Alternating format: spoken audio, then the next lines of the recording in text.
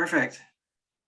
So welcome everybody. Housing and transportation is where we find ourselves.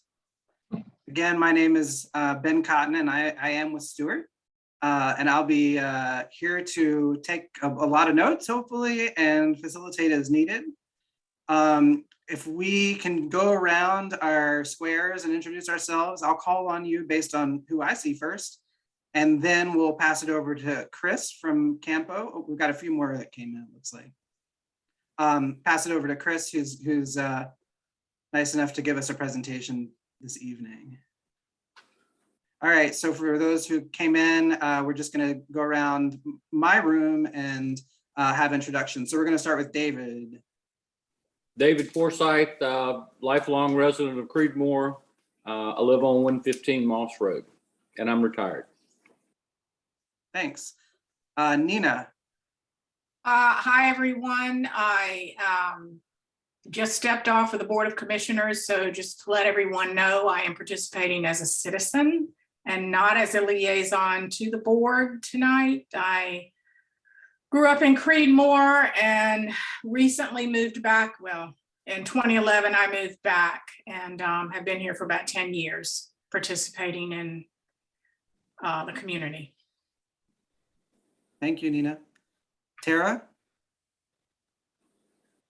Good afternoon, everyone, or good evening. I'm Tara Owen Schuler. I currently serve on the DEI Commission for the City of Creedmoor. I am a native to Creedmoor.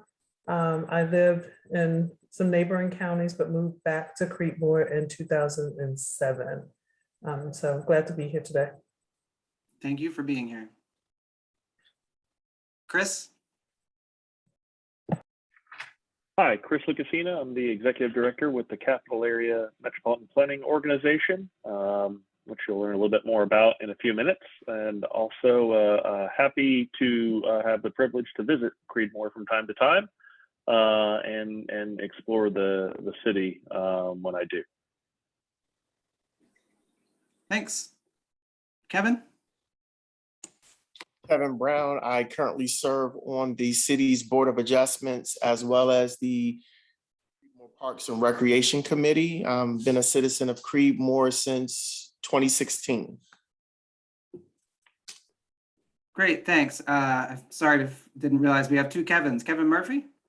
Hi, everybody. I think I've met everyone in this room at least once, but my name is Kevin Murphy. I work as a planner in the Community Development Office in Creedmoor.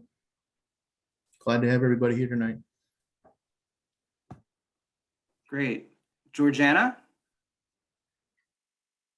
Hi, I'm Georgiana Kaczynski. I've lived in Creedmoor for over 20 years. I'm a commissioner in the City of Creedmoor Board of Commissioner, and I'm very pleased to be on this committee. Thank you. Kenny? Hey, Kenny Armstrong. I'm a sub-consultant on the Stewart team from JMT Engineering and Planning, way out in Western North Carolina. Our office is in Waynesville, Haywood County, just a little bit past Asheville. Thanks. And Janelle?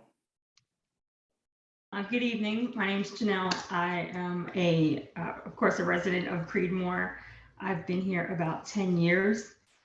I was born and raised in New Jersey, so it's a little bit of a shift, but very happy to be here. I serve on a couple of boards here within the city, and again, just happy to be part of this process. Thank you. Thank you. That's all I see. So we do have a presentation from Chris at Campo, and I'm going to turn it over to him. Thank you. Are you transferring screen or do I need to go? Oh, share screen. Got it. If you see a share screen, yeah, excellent. I think everybody should It have. says it's disabled. Let me try again. Yeah, it's telling me it's disabled.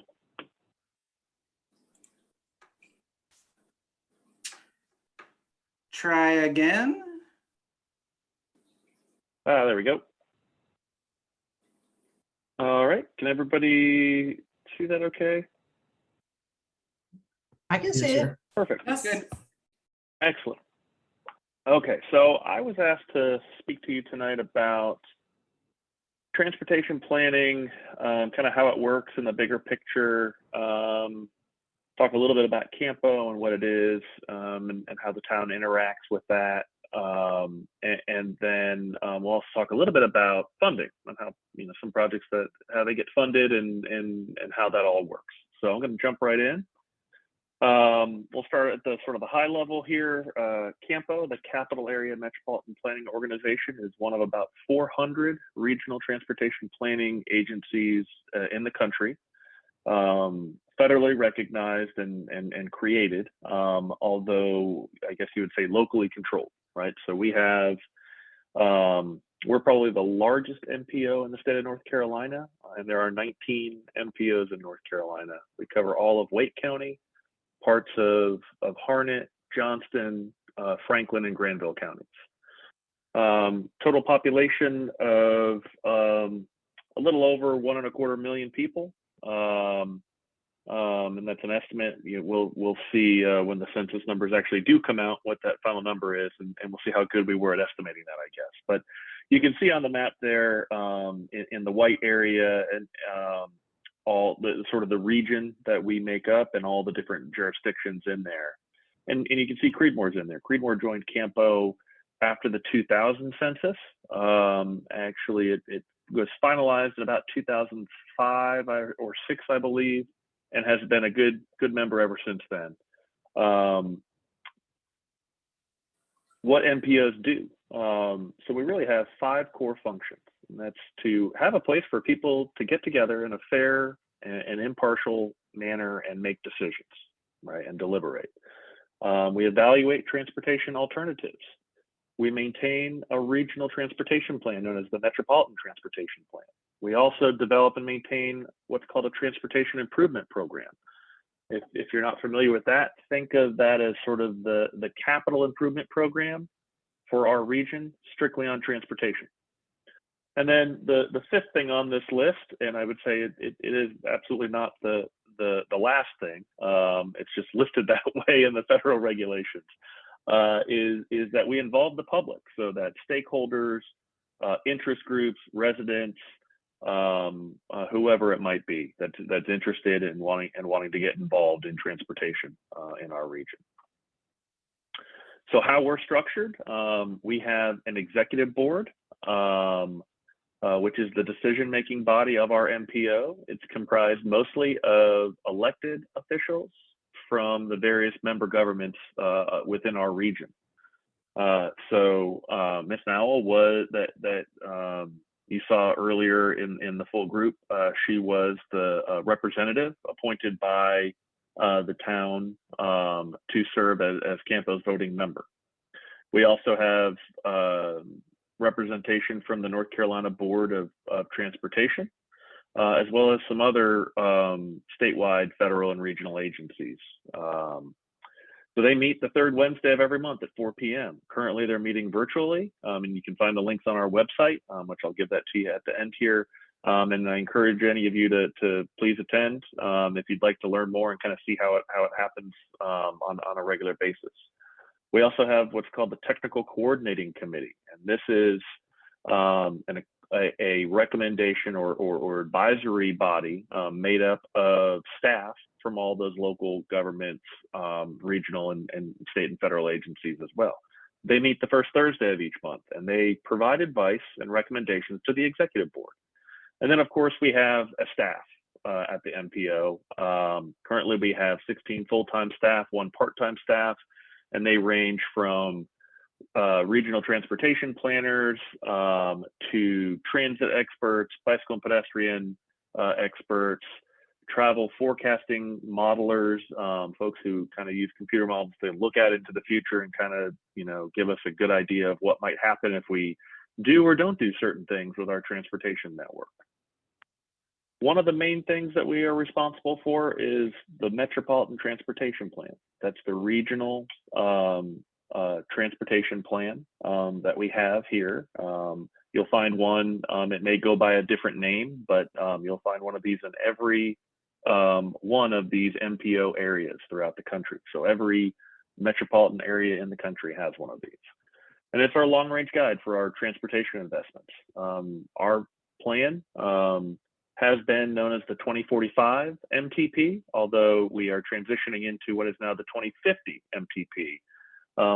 Each time we update these plans, it involves a two-step process. The first step has just occurred this month, actually, which was sort of setting the projects and programs that are going to be included in the plan, and then those go through a required regulatory analysis, particularly an air quality analysis, to make sure we're not doing anything that would negatively impact air quality in our region. And then after about a 2 or 3 month exercise in that, a final adoption step, which is it's scheduled to occur in February of the new year. So we're right on the cusp of transitioning, but tonight I'll talk to you about the 2050 MTP, since it is sort of partially adopted at this point. But it includes recommendations on major transportation projects, systems, policy, strategies that are designed to maintain or improve transportation within our region. We integrate this with land use and other environmental strategies and goals within our area. This is a federally required document and process. We do update it at least every 4 years. Generally, we're doing a major update every 4 years and more of a minor update every 2 years. So kind of almost like the Olympics, we're kind of every 2 to 4 years, we're doing something related to this thing. And it really is almost a never-ending cycle, honestly. From the day after we complete the adoption of our 2050 plan, we'll begin the process for the next major update, which will be known as the 2055 Metropolitan Transportation Plan. The key things to remember about this are, if you have a project that you're looking for really state or federal funding on, it's got to be in this plan. Or if it meets what's known as a definition known as regionally significant, then it has to be included in this plan as well, regardless of what funding source might be there. Although generally these are bigger projects, so if it's a regionally significant project, it's probably getting some kind of state or federal funding. You don't typically see a developer going out there and building a regionally significant project or even a local jurisdiction, although we're starting to see more of that in our region. We develop our plan jointly with another MPO, the Durham Chapel Hill Carborough MPO, or DCHC MPO. Campo covers about the eastern 70 or 75, 75% of the Triangle region. The DCHC MPO covers the other 25 to 30% of the region. So we work together to develop this document, although it is independently adopted by the two MPOs. In North Carolina, in addition to the MTP, which you kind of see in this green circle, we also have what's known as a Comprehensive Transportation Plan, or CTP, this big red circle. Those are plans that are not, they don't have all of the requirements that the MTPs have. They tend to look out a little bit further and be more of a vision plan for a region. In our case, we do one plan with both a vision plan element, the CTP sort of unfunded, this is what we would love to do in our region if it's realistically possible, and then a more constrained version. Generally, we divide that out by decade in our Metropolitan Transportation Plan. And then the blue circle on here, which I'll talk a little bit more about later, is the Transportation Improvement Program, which is how we actually get those projects, especially those bigger projects, funded. So it's kind of like they all live within the next iteration of that circle there. But to help you understand, you have sort of on the outermost ring and the longest time frame, sort of the vision for what you want to do. We try to do that a realistic vision. So if you look at our plan, you won't see magnetic levitation monorails anywhere, but you might see commuter rail or bus rapid transit out there. And then we have our fiscally constrained or financially constrained plan for the next 20 to 30 years. And then how we implement that over the next 5 to 10 years is what shows up in that improvement program. So how do we develop our plan? We do it a variety of ways. First and foremost, the thing you're working on in this process, the development of the local comprehensive plan, including the transportation element, feed into this plan from all across our region. So think of the MTP as sort of a big patchwork quilt. right? And we get the Creedmoor plan, we get the Granville County plan, the City of Raleigh plan, the Town of Cary plan, all of those, and we try to stitch them together, right? And make them work together, because they don't always fit up nice and neat. So we've got to always do a little bit of work to kind of figure out how to make them all work together. Then there's things that your local planning doesn't always focus on or have the resources to deal with, say looking at a big long corridor that spans multiple jurisdictions. So we do these things that we call corridor or special studies, and those feed into the development of our regional plan. And so we take all these things over a 4-year time frame, we build them up into our regional plan, and then we have our regional plan. And the reason why we do this every 4 years, again, other than the fact that I told you it's required to do it, but one of the reasons why it's required is because in metropolitan areas, they are the fastest growing parts of our country, right? And so you can see here, when we look at, we always look backwards a few years, so we know it's pretty stable. If you've ever looked at census data or state demographer data, the number they tell you for 2020 this year, or then the next year, they might actually adjust it a little bit because they've got better data. So we always look a few years back to kind of have a good stable ground to stand on, and then we look up and look out into the future as best we can. So you can see here, population in the blue, employment in the orange, hopefully on your screens. And in 2016, about 1.3 million folks in the overall Triangle region, a little less than 850,000 jobs. And then in 2050, of course, you can see our projection for 2.3 million people and 1.7 million jobs. So about 1 million more people and about 900,000 more jobs in our overall region by 2050. So a lot of growth. We think when we look at the Triangle region, we say, wow, we've grown a lot in the last 20 years. And the next 20 to 30 years, we're projected to grow even faster. So to develop our plan, we go through a variety of scenarios and alternative analyses. And for the most recent plan, we looked at several options, several scenarios, 2 based on community land use plans, so the currently adopted local plans, and then a set of transportation investments. If you look at the going across the columns here, differing levels of investment, differing types of investment to compare to those land uses. And then we also had something that we called the opportunity places land use. So that's where we started with your local land use plan. And then we said, well, what if we did things maybe just a little bit differently than the way we've always been doing it? What if we looked at in the appropriate places, maybe where we have transit networks, maybe where we have activity centers, maybe a little bit denser population and employment, so more density, more mixes of land use, and see what that does for us. And we can see the difference across the results of these different scenarios. And I'm not going to go through all these, but just to kind of give you a flavor of when we did this, we had primarily the combination of those different land use ideas and those different transportation investments ended up with really 3 large scenarios and alternatives that we looked at. And you can see across a variety of measures that we used how they each performed. And ultimately, we landed on what was known as the all-together scenario. That became our preferred scenario and ultimately what we're using in our 2050 plan. So kind of what's in that plan? These are PDFs.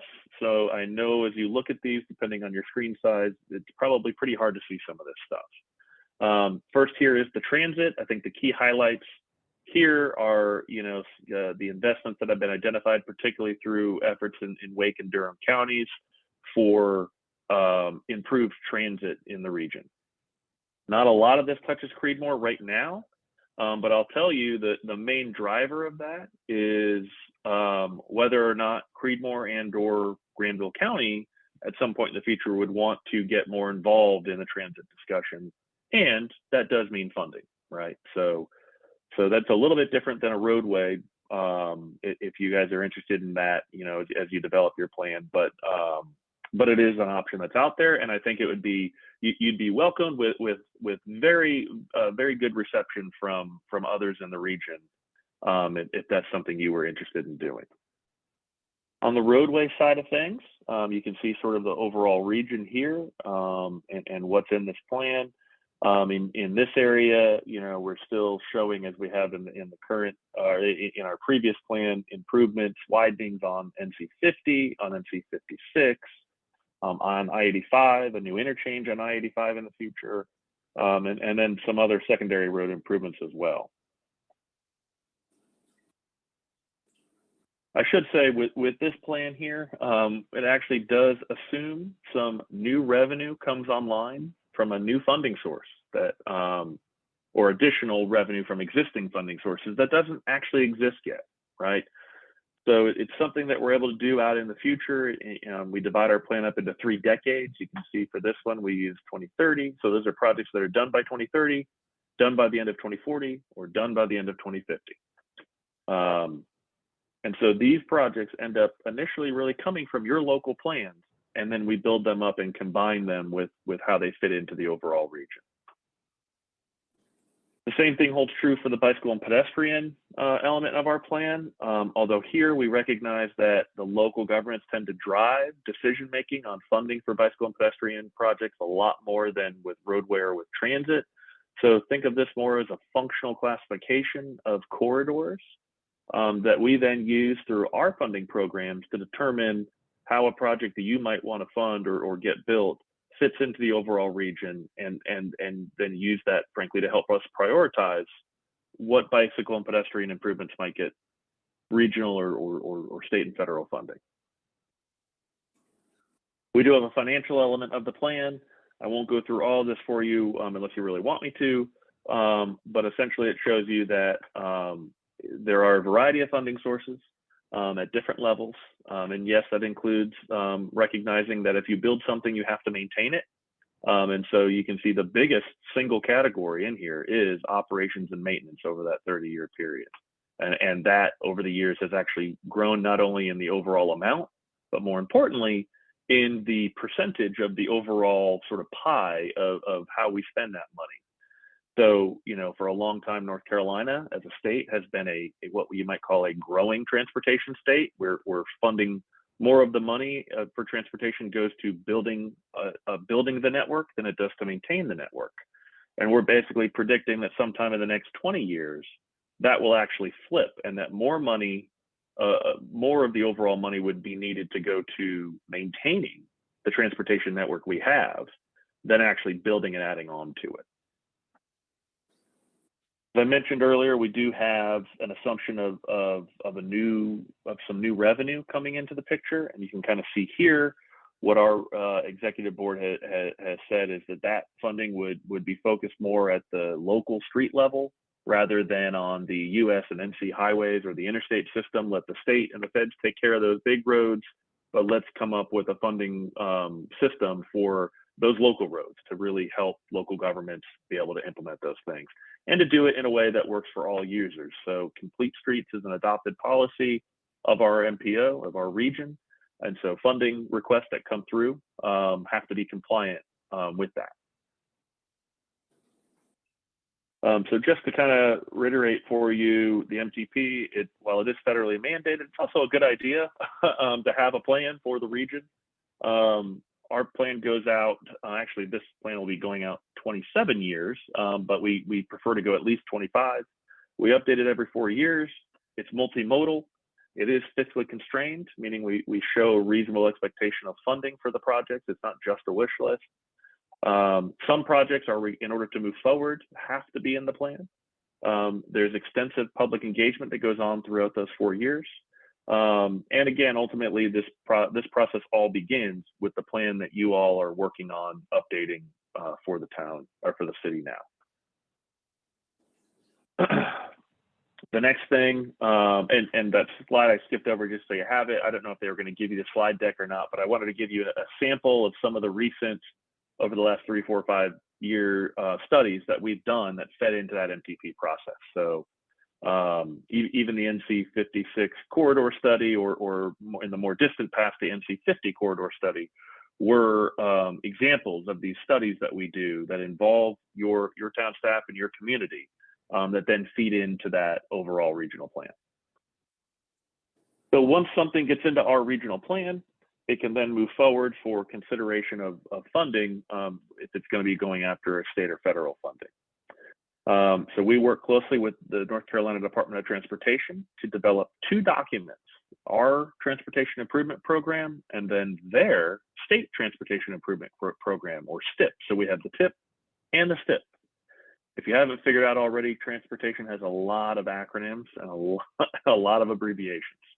But this in a nutshell is the reason why we have these 2 documents is that it's designed to have a check and a balance. The 2 documents have to match for any project to be able to move forward. So it's the way that the state and our regional decision makers agree on projects that will get funded and ultimately built or implemented. In North Carolina, we have what's called the strategic prioritization, or SPOT process. This was established in 2013, and it's a data-driven, needs-based approach to selecting the projects that will go into that TIP and that STIP. Again, more for those of you who really want to get into the weeds, but how that works is they take the money that's available for new projects and they divide it out based on really 3 high-level categories. Those projects that are of statewide importance and significance, those projects that are of regional importance, and those projects that are of local importance. And they ensure that there's some funding available for each of those levels and categories of projects. So in that statewide importance, that would be something like Interstate 85 in your area.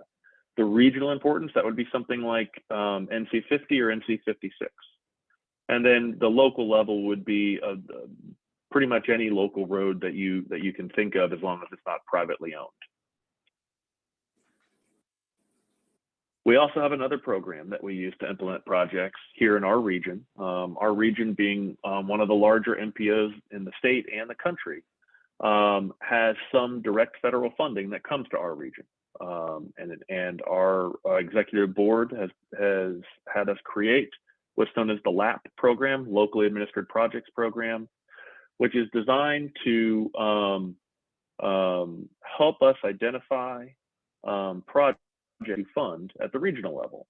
We use a modal investment mix. Think of this as like your investment mix for your 401k. We do that for transportation. So every year we develop an investment pie, a certain percentage of money that might go towards roadway projects, towards bike ped, or towards transit projects. We also have a very robust training program for that, and the staff for the town participate in that every year.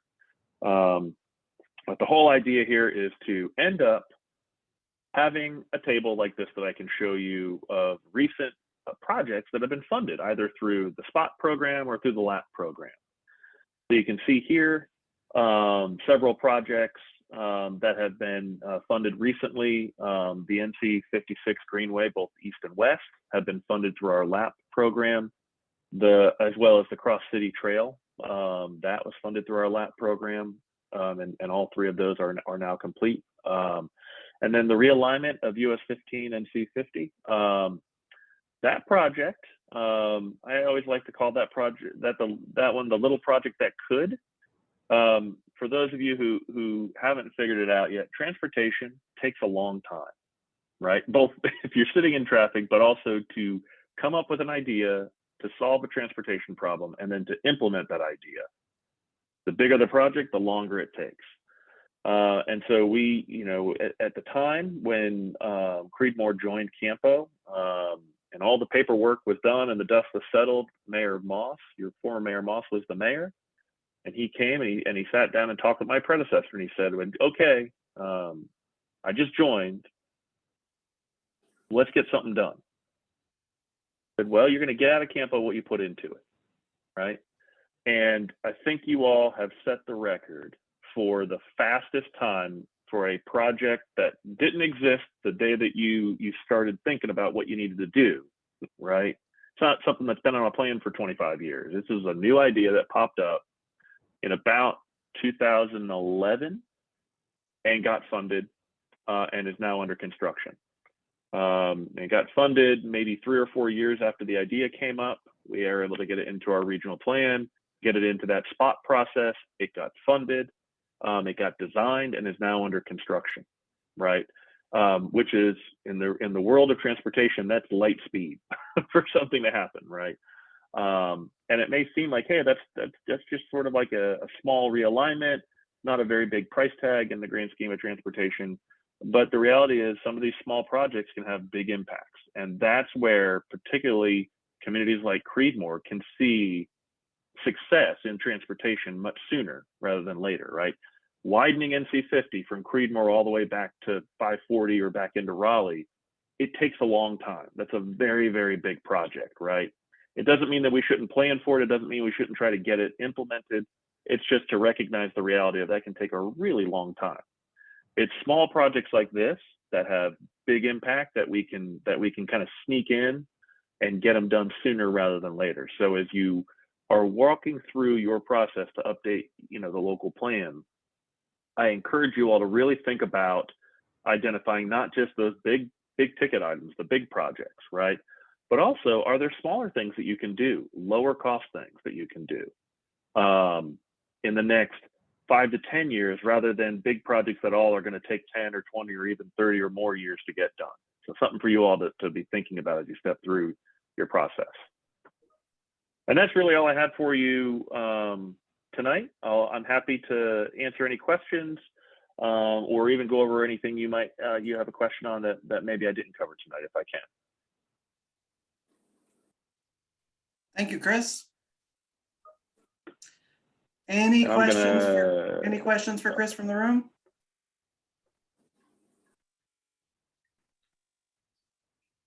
I'll have one if nobody else does. I'm curious if you have any sort of ideas or any thoughts about what you see from cities and towns like Creedmoor. Sort of what are the hot topic issues for a city, that's sort of on the leading edge of an MPO, right on the rural side of things, but still part of the MPO. And I don't know if there are any other characteristics that you think about when you think about sort of some of your cities that are on the outskirts. Yeah, great question. I think one thing that Creedmoor has always been really good about. I joined Campo staff in 2010, so it was a couple of years after Creedmoor had become a member of Campo. But really right around the time when Creedmoor started really getting involved and being very active. And that's really important, right? Continuing to do that is really, really, really important for you all I think to continue to see success. I think the other thing is within our region and maybe even in other areas to partner even if it's just on like information and idea exchanges with the communities that are also sort of in your shoes or have been in your shoes recently. So 2 examples from our region I would suggest to think about are the town of Anger down in Harnett County, sort of on our southern border, if you will, and the town of Clayton in Johnston County, right?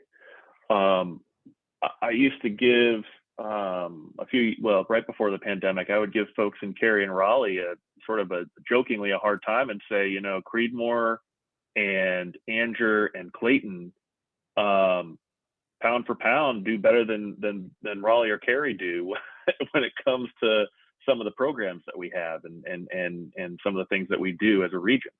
And I think that's true, right? You all have a good track record with Campo of being involved, but I think you all in Anger and Clayton are going through a lot of the same things in terms of growth and increasing volume of growth, and how do you keep your small town character and that charm that folks really like without and not becoming a bedroom community for the larger urban area that you really are a part of, right? You're on the edge of that urban area.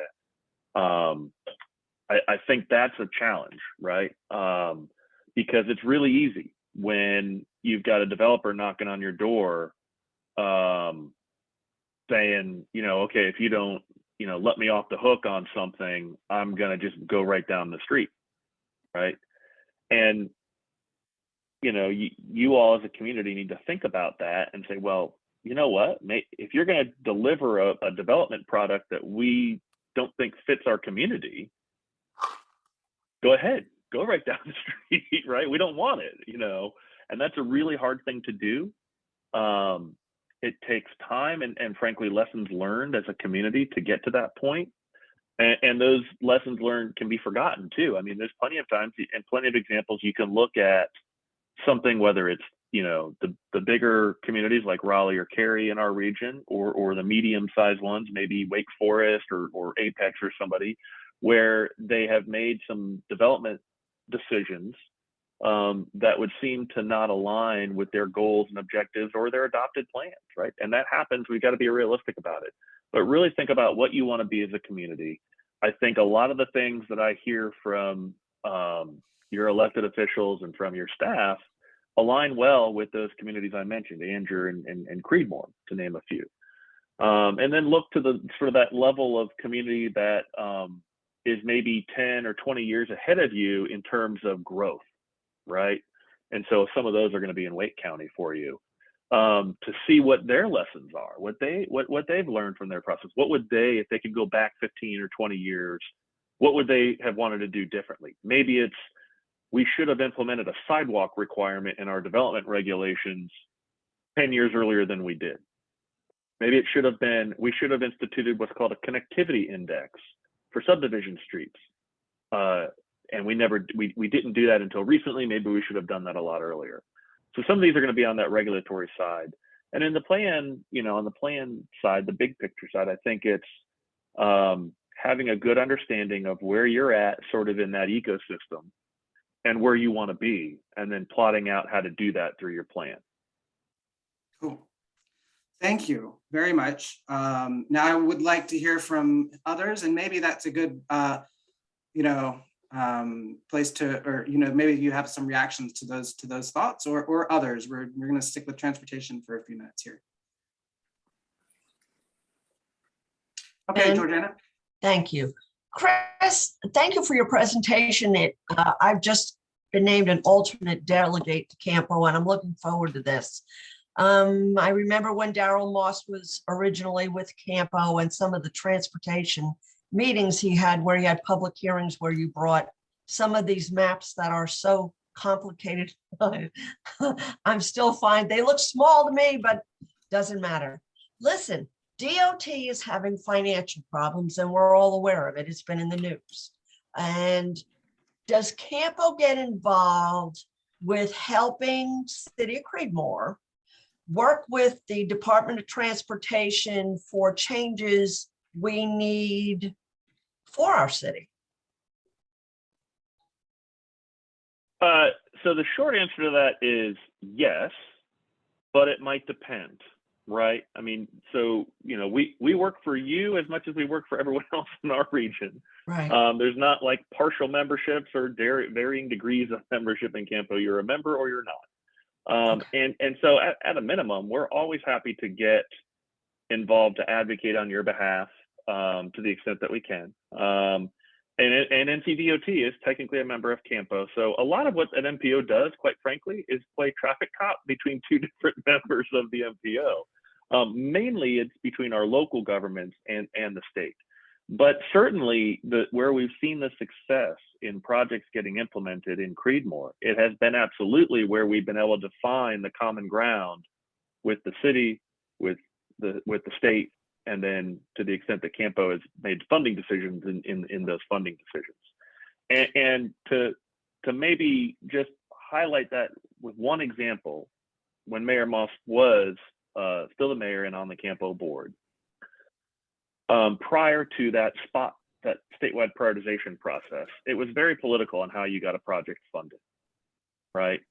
And so every couple of years, each MPO would develop and send in to the state what they called an unmet needs list. So a list of projects they felt like were important to get done, and here's like the top 20, right? And so the state said, okay, these lists are getting really long, and it doesn't look good for the state if hey, oh, somebody, all these people submitted 1,000 projects across the state and we only funded 400 of them or 500 of them. So they tried to limit the number of projects to submit, regardless of how big or small your community was.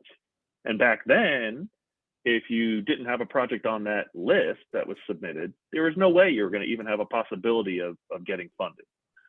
And so the first thing Campo did was they said, well, we are 2-3 times the size of everybody else. We are not submitting 25 projects. We're going to submit 50 projects. We don't care if you like that or not. That's what we're doing, because that's what we're saying are the highest and most important, most urgent needs that we have. And so NC 50 ended up on that list.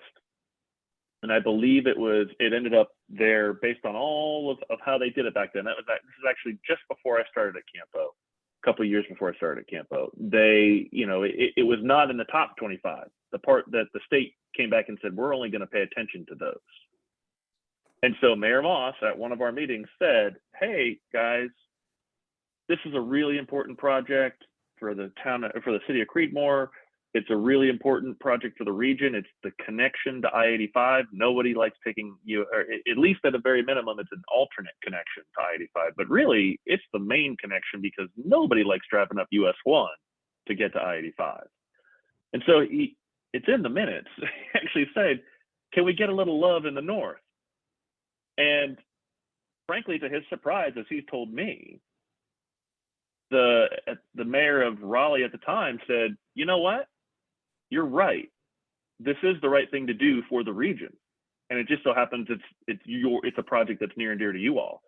Take this other project that's, kind of important to Raleigh and is in that top 25. It's not the most important thing to Raleigh. Bump that down. We want to swap that out with this NC 50. And so there was some discussion and everybody agreed. And so they rearranged things in order to get that NC 50 on there. And it's that support that you get from everybody. Your priority becomes the region's priority. And that helps get things done. It doesn't necessarily promise to get the thing you particularly want done when you want it done, but it certainly helps everyone get things done. And as a region, we've gotten a lot more done together than any of our individual members have gotten done by themselves. Because I know when we bought our house here in Creedmoor, I've lived in Granville County since 1986, 87. But when we moved to Creedmoor, that was one of the big things, was the connector from 50 to 85. And it was gonna solve so many problems with transportation. And now we're being told is it bumped off the list completely or just put down on a lower level? Is it completely gone? Yeah, so I can't answer that question for you yet. I can answer that question for you in about 6 to 9 months, right? They're going through a process right now. They are deciding on the process right now, and then they will go through that process to reevaluate what they have as their priorities for funding in the next 10 years. It's an interesting thing, right at the beginning of the pandemic, the state had a cash poor problem for transportation. Now they're flush with cash, but their projection for that money and the availability of it over the next 10 years is what's kind of tanking.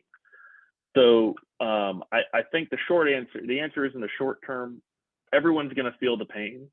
Everyone's going to have something delayed or even defunded for the time being. Thankfully, every 2 years, we're going back through a process to put new projects in, swap out old projects that maybe aren't priorities anymore, or they get actually completed, and go from there. And so I don't know yet what the full impact is going to be. NC 50 will be impacted. I-40 will be impacted. I-85 is going to be impacted. Pick anything that's in that state transportation improvement program. It's getting impacted. Everything that's not in the next year or two is getting delayed to some degree. And stuff that's in the very back end is probably going to fall off and fall out.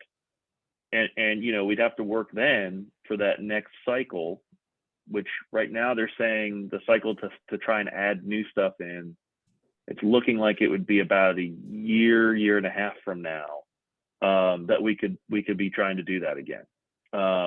That's much better than the answer they gave us 6 months ago, which was it might be 4 or 5 years before we can think about adding anything else in, and double what they are now telling us will get sort of defunded was going to be defunded. So it went from complete doom and gloom to sort of half doom and gloom, if that's such a thing. Thank you so much. I appreciate your answer. Just a quick question. I know we, most of the presentation pretty much did a focus on transportation. Would Campo also deal with that housing portion of this focus group, or is that a different speaker that would need to speak to us regarding that? Not a different speaker, but Campo is going to be focusing more on the transportation side of things. And so that I would like to, get some feedback from participants related to the transportation side of things. And I want to make sure we have time to move to housing. So yeah, I just one comment on that, if you don't mind. So we do work with the Triangle J Council of Governments, and utilize a methodology that they've developed to look at opportunity sites for, in particular, affordable housing, right? And one of our goals as we move forward in time is to try and better coordinate transportation, particularly transit decisions, with affordable housing decisions. So if that's something that the town hasn't looked at yet, you might actually already have the analysis for Creedmoor might actually have already been done, and it's going to tell you, like, today, where are those opportunity sites that could be legally binding affordable housing sites within your community. Obviously, you can make changes over time in decisions that you make about your future land use that could affect that, but right now, if you walked in the door and you to the town and you said, I've got X amount of money and I want to reserve some property for affordable housing, they can tell you some of those where those locations would be. I have a question regarding the Creedmoor Loop with Hester Road and Highway 56. And then, of course, with the connector of I-85, is that more for the benefits of folks not residing in Creedmoor and passing through?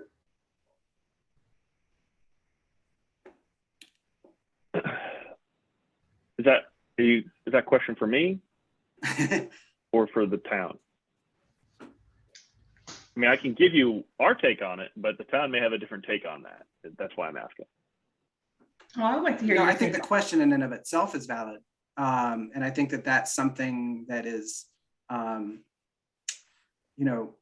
something that all transportation, transportation is always going to be a matter of who it's serving. And there are going to be a lot of questions for every project. Is it serving residents? Is it serving visitors? Is it serving people that don't live here but work here, right? Or people that live here but don't work here? But I'll let Chris chime in there. Because I'm thinking of and maybe folks on the call can help me visualize the businesses that are along this route, the entities that passerbys would perhaps be patronizing. I'm just not sure as far as is this the benefits of folks passing through our town to get easier access to 85? Help me understand, because I'm green to this. I don't have the experience of some people that are on this call. There's a couple of. Can I give you a local answer to that question? Jonelle, I live on Whitehall Drive, and people in the northern end of Wake County who have to get to 85 who work in Durham, they cut through Whitehall to get to the back to Elm Street, to get to 15, to get to 85. So that's my concern. So it does affect some here, but it is a great question what you asked. I just wanted to answer the little piece that I could. So what I hear Commissioner Kuczynski saying is that part of this would help that, that throughway that is happening on her street within her development. And of course, that's a benefit to deter that and have another option than folks cutting through a residential area that probably has a speed limit of 20 miles or 25 miles an hour. But I think I may have interrupted. I'm not sure if we call her Nina now. Nina, yeah, I don't know how that got like that. I have no idea how to fix it.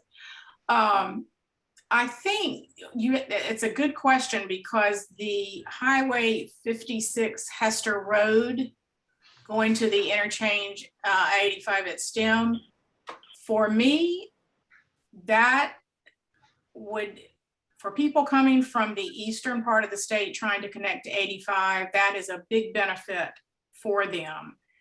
And it would take traffic away from the city of Creedmoor, and you can look at that as a bad thing or a good thing, just depends on how you want to do it.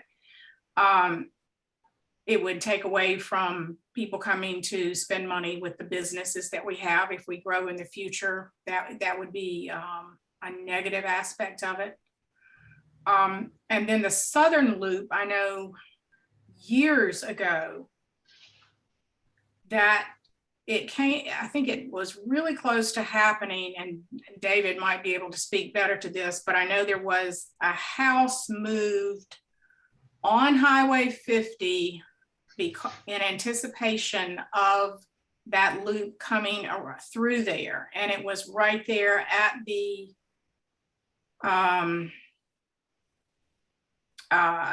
city limits where people come into Creedmoor. It was right there. So to me, that's not far enough out. I'm not sure. I think there's some other routes that have been looked at for that southern connector. And Chris may be able to talk more about that. But I know these two ideas have been out there for a long time and have been discussed by lots of people. So hope that helps. Thank you. Nina, what's Yeah, the your, Creed, the I'm Sorry, sorry, go go. I was just gonna say that I was I'm gonna worried say that we're that- short on time. And I would like to bounce over to some housing stuff if we can. Because if we wanna, I wanna make sure that we've covered all our topics that, that we're supposed to cover. And I know we want to talk about, it's tough when with transportation and housing fall into the same group because lots of things to cover here. And Kevin, I believe you were interested in talking about housing. Do you have some thoughts related to some of the recommendations that we've put together for the housing? Sure, and I believe I sent, the in-house updates over to you guys for these sort of recommendations. Maybe I didn't. I was gonna send them today, I believe, but really. You did, we have them. Okay.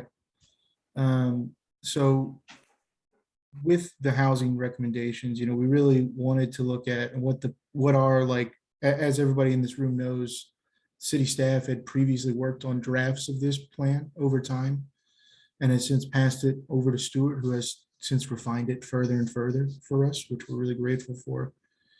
One of the things we have to talk about is, creating housing opportunities and how can we work on our standards. For us in the community development office, that's one of the things that I'm most concerned with, at least, is making sure that there are a variety of housing types and a variety of housing costs available for people, so that way anybody can afford it, but making sure that the standards are up there so that way people aren't living in a bad situation. So, some of the recommendations here really are more for my side of things, right? They're really hardcore focused on understanding standards and having us focus on them.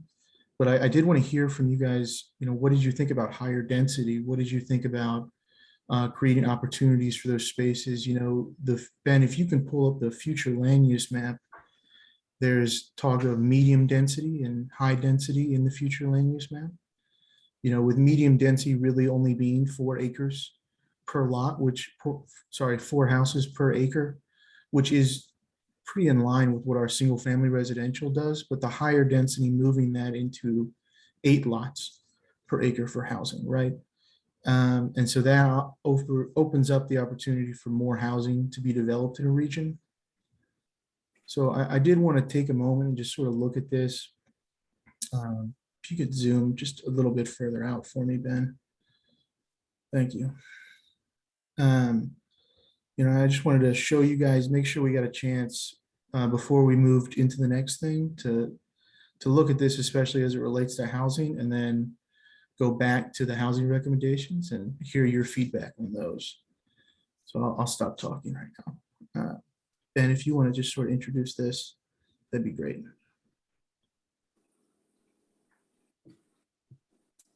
In terms of the future land use map, you mean? Yeah, in terms of the housing, the high density, medium density residential, what does that mean? I know we have a legend that I also sent around that sort of breaks it down. I don't know if everybody got a chance to look at it yet, but it does a good job of like breaking down what does high density mean, what does medium density mean? Because I know those words can sound scary and fire starting at first, but they are, you know, realistic approaches to if you want to increase your housing density, you can. Yes, ma'am. So if you're talking about high density, you were talking about 8 units per acre. Okay, what Per acre. So which is, talk about that a little bit. What would that look like? Give me an example of it, because to me it sounds really, really dense. sure, sure. And I, you know, it's funny. The word density really is one of those catchphrases I think these days. I'm guilty of it. You know, we talk about wanting better. We want more density, right, in the planning world, but realistically, you know, 8 acres is not, you know, they're not stacked on top of each other, right? With Creedmoor soils, as everybody in this room knows, it's not realistic to build anything over 3 stories, right? Because it's not gonna set properly. So what you have to do is think of, all right, well, how can we, if we want to have, you know, a future neighborhood, a subdivision that can accommodate more than 300 people, how can we do that? Well, we can build townhomes. That's one of the things, right? And that can provide a starter home for someone. Maybe that's not the end all be all, but it can provide something like that. You know, these are just ideas right now, but 8 units per acre is not as tight as it sounds. I know it can be a odd number when you, especially when you compare it to, let's say, what is considered medium in this map, 4 units per acre. Kevin, not speaking for Commissioner now, but is there something comparable right now that you can reference that? No. That's Yeah, already, oh, I'm sorry, go ahead. that's already existing in Creedmoor that, you know, when we say 8 houses or 8 dwellings per acre, I'm just looking at my home in the subdivision I'm at. Sure. So you I'm would, on 3/4 of an acre. And, you know, some people would look at that and say it's tight around here. Yeah, right. Yeah. Well, you know, our standard lot size in the city of Creedmoor, our minimum for single family residential is about 11,000 square feet, right? So that's about 1/4 of an acre. Is what that comes up to. So if you look at Amberleaf, right? So that's about 4 units per acre. So that's 3 to 4, really. So that's a good standard. As far as like what is 8 units per acre can look like, I don't think Holly Creek's a good example in this case. It's a great example of having higher density, but it's not the only form of it, right? So you can create higher density housing that has the same aesthetic as single family residential neighborhoods. But you just have to be proper about the planning and the design strategies and the form-based code. Commissioner Nowell? So Kevin, is there somewhere that you can point us to, say in Durham or Raleigh, that is a good example of the high density. Sure. And something that, you know, when you talk about affordable housing, I know you've got on the draft recommendation that a comprehensive housing affordability analysis would need to be done. And I really think that would be good, because when they throw out that term affordable housing, I'm trying to visualize just exactly what that looks like. Is that a price range? How is it defined? When you say affordable housing, what does that look like? So maybe this study would lend itself to helping determine, or help me to visualize what that looks like. Does that make sense? It does. So to answer the first part, right, is there's an example I can point to. There's a lot of examples of higher density housing in Raleigh and Durham. They're not all to the form that I'm thinking of, right? Like when I'm thinking of higher density for Creedmoor specific, I tend to think of the townhome style, just because the apartment complex, is not always the option that everybody wants. Ben, you're in Durham, right? Me?